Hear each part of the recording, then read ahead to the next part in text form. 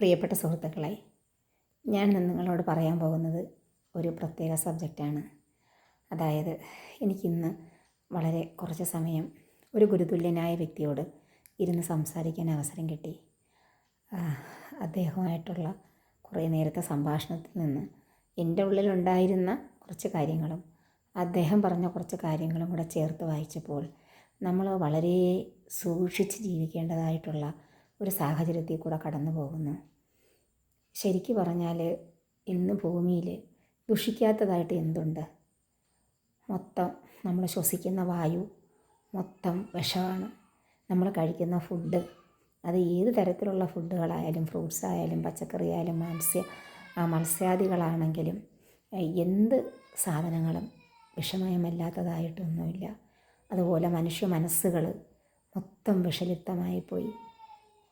നമ്മൾ എത്ര നല്ലതായിട്ട് കരുതി ചെയ്യുന്ന പ്രവർത്തികളും അതിന് ഒരു നിമിഷം കൊണ്ട് അതിന് മറ്റൊരു രൂപം കൊടുത്ത് അത് തെറ്റാണെന്ന് വരുത്തി തീർക്കാൻ കഴിയുന്ന ഒരു കൂട്ടം കപടത നിറഞ്ഞ മനുഷ്യർ. ശരിക്കും പറഞ്ഞാൽ വളരെ സൂക്ഷിച്ച് ജീവിക്കേണ്ടതായിട്ടുള്ള ഒരു സാഹചര്യത്തിൽ കൂടെ നമ്മൾ കടന്നു പോകുന്നു. ഭക്ഷണം കഴിക്കുമ്പോഴാണെങ്കിലും വിഷലിപ്തമല്ലാത്തത് കഴിക്കാൻ ശ്രമിക്കുക. വെള്ളം കുടിക്കുമ്പോഴാണെങ്കിലും മലിനീകരണം ബാധിക്കാത്ത വെള്ളം കുടിക്കാൻ ശ്രമിക്കുക.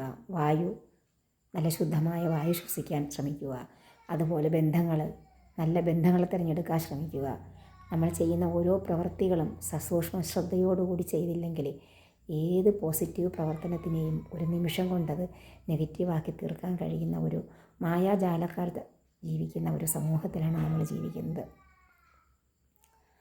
അതുപോലെ തന്നെ നമ്മുടെ ചിന്തകളെ ഒരുപാട് നിയന്ത്രിക്കാനും, അതുപോലെ നമ്മുടെ സംസാരങ്ങളും എല്ലാം ഒരുപാട് നിയന്ത്രിക്കേണ്ടതായിട്ട് വരുന്നു. നമ്മൾ നല്ലതിന് വേണ്ടി പറയുന്നതെല്ലാം തെറ്റിദ്ധരിക്കപ്പെടുന്നതായിട്ടുള്ളൊരു കാലഘട്ടത്തിൽ കൂടെ നമ്മൾ കടന്നു പോകുന്നു എന്നുള്ളത് തന്നെ ശരിക്കൊരു ഭീതിജനകമാണ്. അത് ചിന്തിക്കുമ്പോൾ എങ്ങനെ ഈ ഭൂമിയിൽ നമ്മൾ ജീവിക്കും ഇത്ര സത്യസന്ധമായിട്ട്?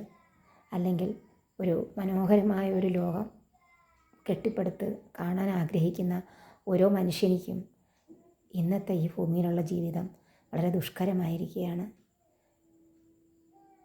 എന്നിരുന്നാലും ഈ കെട്ടകാലത്തും ഒരുപാട് നല്ല മനുഷ്യർ, ഒരുപാട് നല്ല ചിന്താഗതിയുള്ളവർ ഇപ്പോഴും ഭൂമിയിലുണ്ട് എന്നുള്ളത് തന്നെയാണ് ഏക ആശ്വാസം.